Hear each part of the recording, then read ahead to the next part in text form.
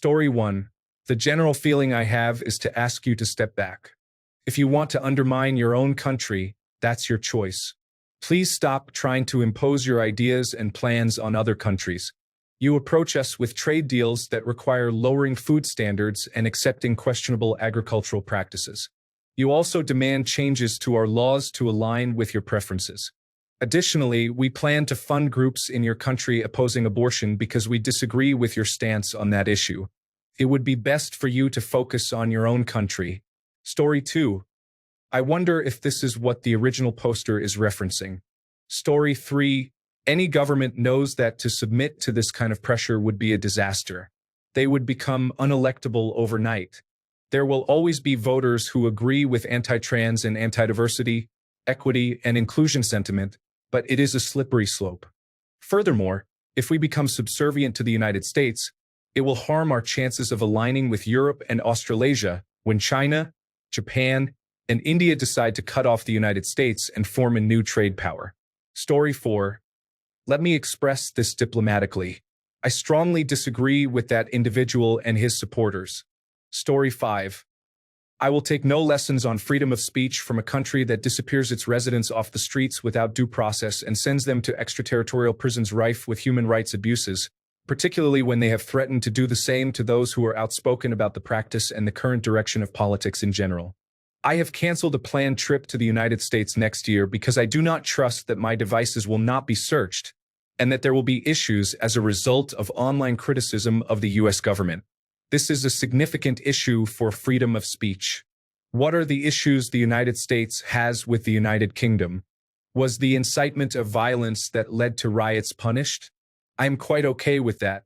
Are anti-abortion activists, who are not prevented from sharing their beliefs, restricted from being directly outside an abortion clinic because they are intimidating? The United Kingdom does not get everything right, but it does a pretty good job of striking a balance. Challenges to that are rightly dealt with in the courts, thanks to the rule of law still meaning something here. The United States is mistaking its propaganda as the only speech that is free. Quite frankly, I have no time for their nonsense. Story 6. Why doesn't the rest of the world trade with each other and watch the United States deteriorate into a 1970s Soviet Union? Story 7. As with everything about this United States administration, they can leave. Changing your laws about speech at an authoritarian's demands? If Starmer thinks it is in any way a good idea to start selling off pieces of our sovereignty for chlorinated chicken, he is more of an idiot than I thought. Story 8. As a UK citizen, nothing will come of it. Trump behaves like a toddler with a short attention span. Has he brought the cost of groceries down? Has he annexed Canada, Greenland, or Gaza? China owns most of the United States debt, and they are playing hardball with him. The United States is heading toward a recession or depression. He needs to focus on his own problems rather than meddling in another country's affairs. He is trying to distract his supporters from how poorly he is managing things, and this is the latest distraction. Story 9. Remember when Trump and the right-wingers said that the United Kingdom would be fine post-Brexit due to their special relationship with the United States? Everyone else warned that this could risk turning the United Kingdom into a client state. Story 10. Remember 2 months ago when Vance tried to tell you islanders that free speech is endangered? Here you have it. Free speech is endangered by an individual. Story 11. It would be political suicide. Starmer would face severe consequences, so I feel about the same as usual, which is frustration with America. Story 12. Sovereign nations should not capitulate to bullying, especially from a country that has fallen in the Press Freedom Index. The United Kingdom values free speech, but not hate and extremist speech. The United States should restore its own values and uphold press freedom. Story 13. Didn't they just arrest a French journalist upon entering the country due to his political beliefs? Isn't he also threatening to revoke the broadcasting licenses of television and radio stations for negative coverage? It seems he needs to reconsider his approach. Story 14. The hypocrisy of a country whose foreign students live in fear of deportation for expressing opinions contrary to those of former President Trump is unfortunate. Our laws can be unusual and excessive, but overall they do not protect people from the consequences of their words. Story 15. We are planning the largest protest ever when he visits in September. We want to fly a giant orange blimp over London during his stay.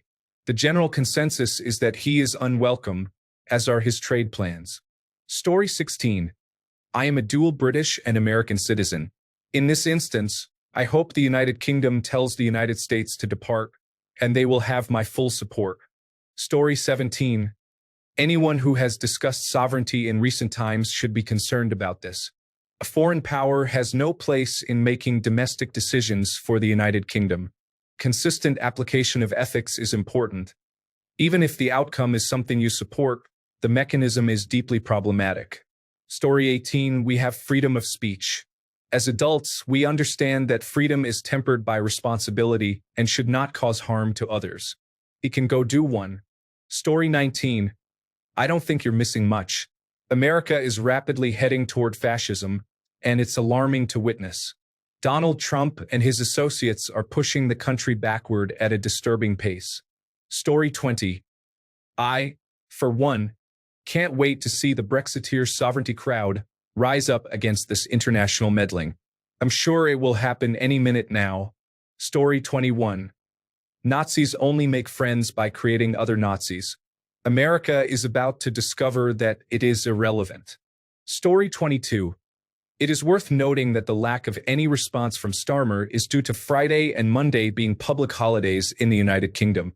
Additionally, Starmer will know that if he were to concede, he would receive the same treatment as May, Johnson, and Truss. Leaders in this context are replaced easily. Story 23. How about they address their due process issues and gun violence concerns? Then they might have a valid argument. They should work on improving themselves before attempting to impose their unconventional ideas on others. Story 24. Never going to happen. The absolute last thing the United Kingdom public wants is to align with the United States culture wars. Story 25. I think the United States leadership has demonstrated what a dictatorship looks like when it hides within a democracy. I am ashamed that we are allowing this individual to enter the United Kingdom. Perhaps we should have built a wall. Story 26. I don't want any foreign government influencing my country, but I also believe that hate speech laws have gone too far. Story 27. They are? That's almost as crazy as the United Kingdom police saying they would extradite Americans for posting on Twitter. Story 28. We will say yes if you provide your employees with paid holiday leave, adequate sick pay, and maternity leave. Fun fact: the majority of us in the United Kingdom enjoy a 4-day weekend. Story 29. The United States is facing an infection. We need to stop its spread here. I hope that Keir informs Trump and Vance to mind their own business. Story 30. Everyone I know believes that the United States administration is failing to represent the people. We do not support oppressive regimes. Story 31. What the Americans fail to understand is that we do have free speech until it crosses the line and impacts someone else's dignity. This is how it should be in a civilized country. Story 32. The UK's hate speech laws are too strict. From what I've realized, you can get arrested for telling someone to speak English. Story 33. I don't think people largely understand the hate speech laws being referenced or how important they are, which is why there is some anti-sentiment towards them. They are essentially blasphemy laws against Islam, which is concerning. I believe the United States has a valid point in saying there should not be a two-tier system like that in the United Kingdom. Story 34.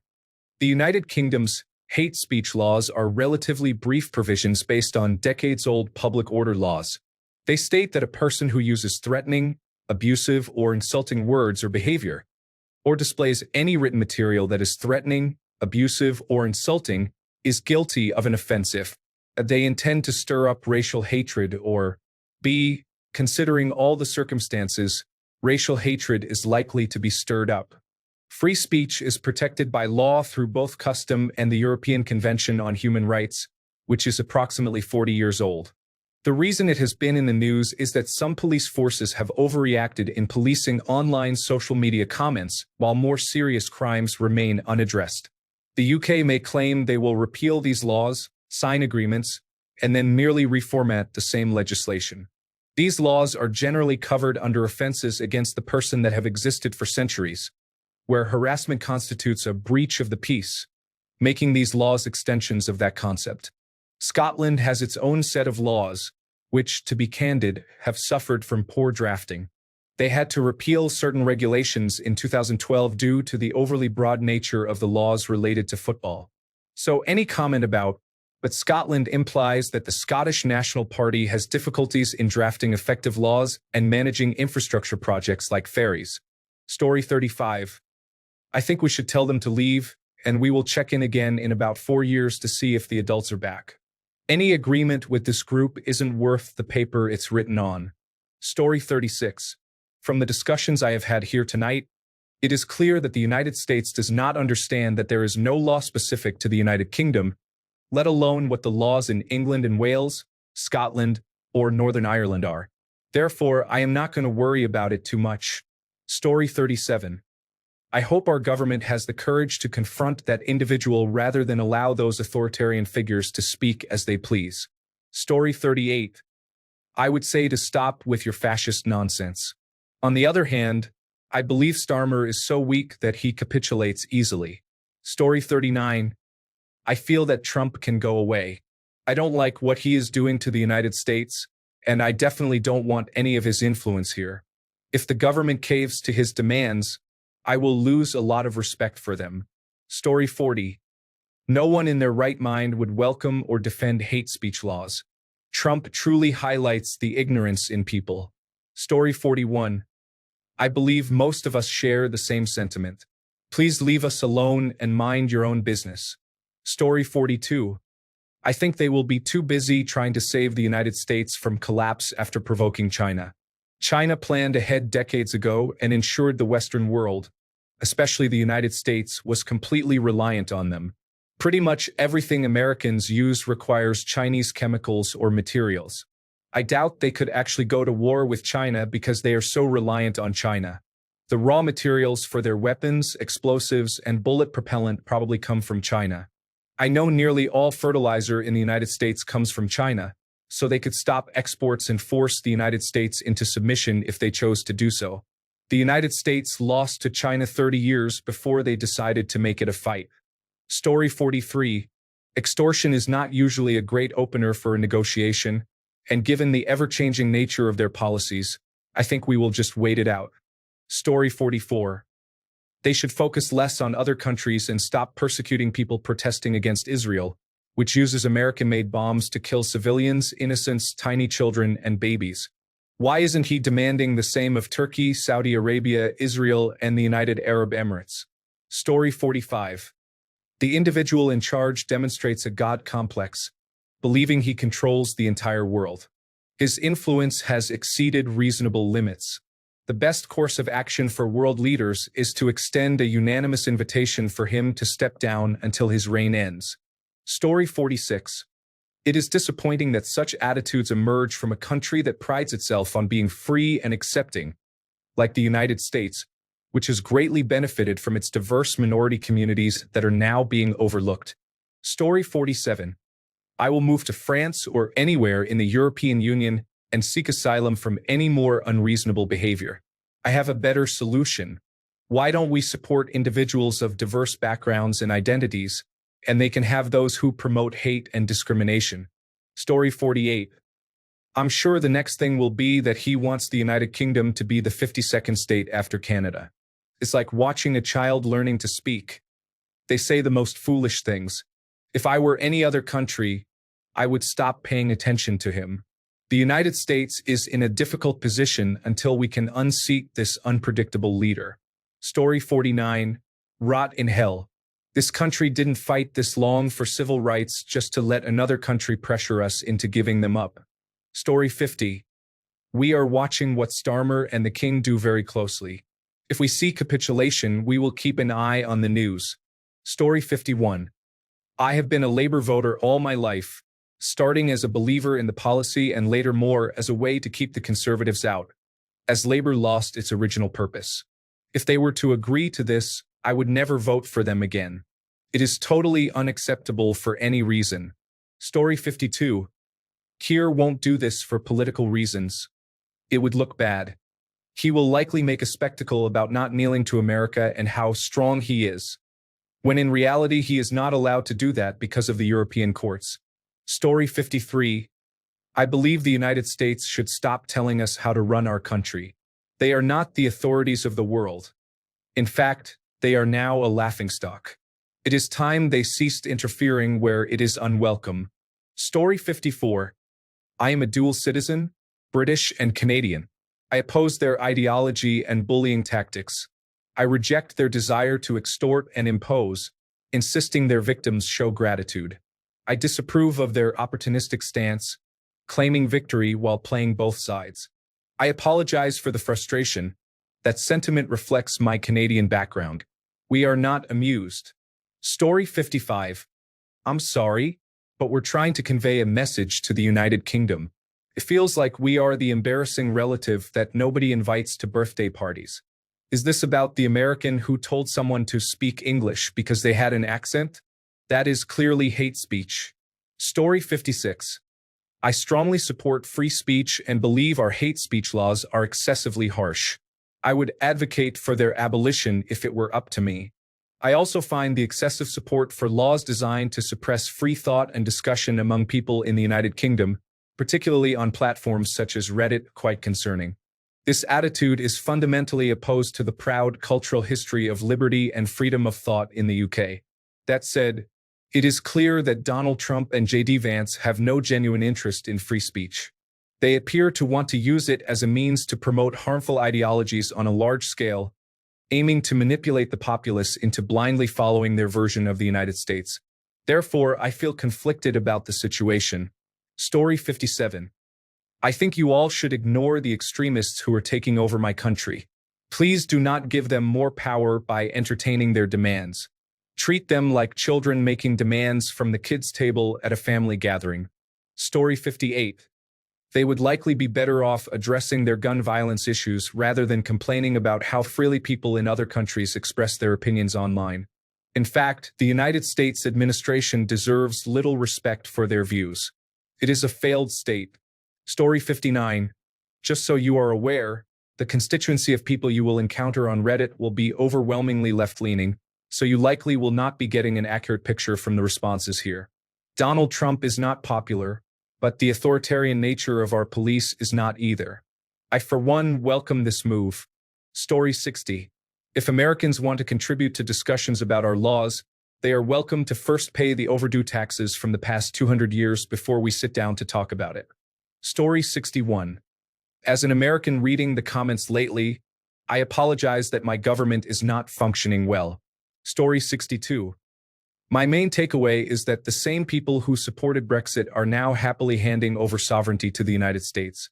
With each passing day, the level of gullibility among the population in the United Kingdom appears to increase. Story 63.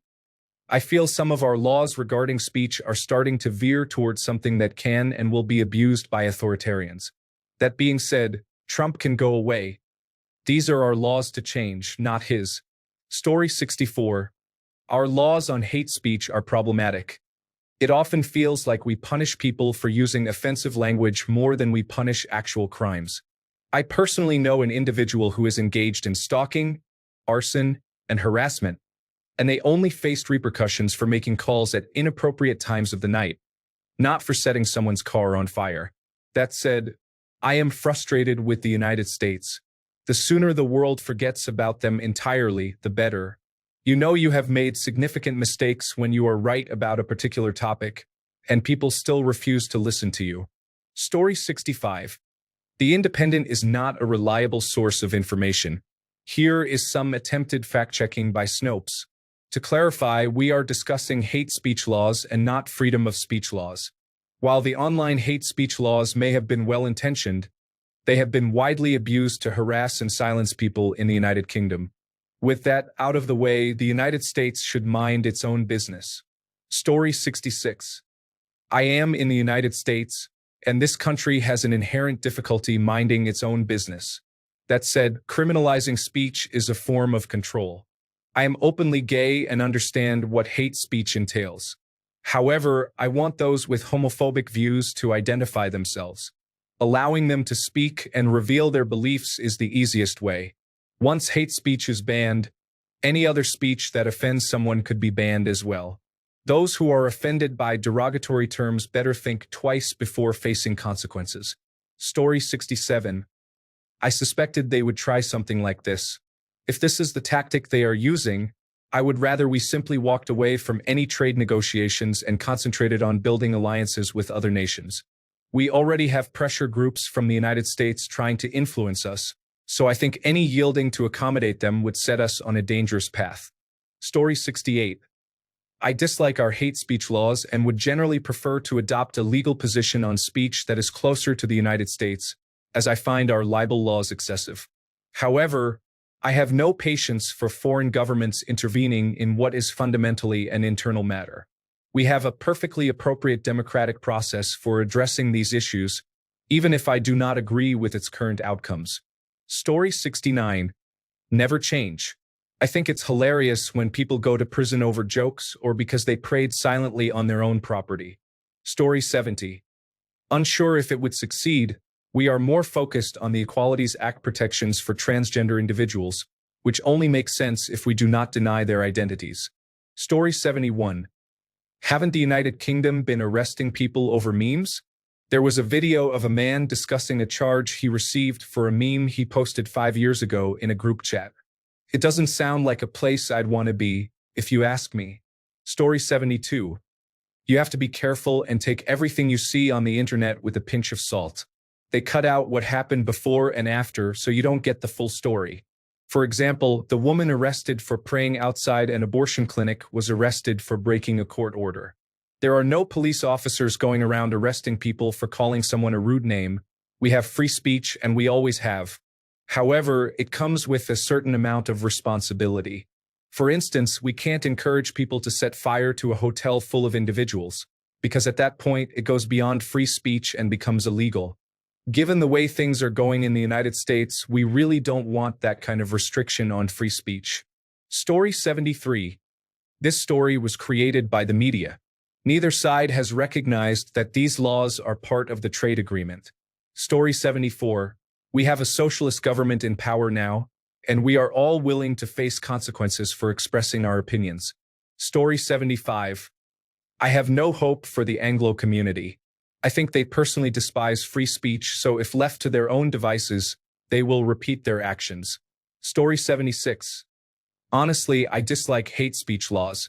I want to see them abolished, not because I want to use offensive language without consequences, but because I am against the idea of jail time or fines for provocative tweets. I wish the conversation about repealing this legislation came from a UK political party, rather than from someone trying to dominate us. Story 77. At least in the United States, there is a constitution for which people fought and died to enshrine the right to free speech in law. However, every 4 years, a different group decides what speech or words they will attempt to criminalize. Story 78. The United Kingdom is incarcerating individuals for thought crimes while protecting immigrant criminal organizations. The people in the United States may have a valid argument. Story 79.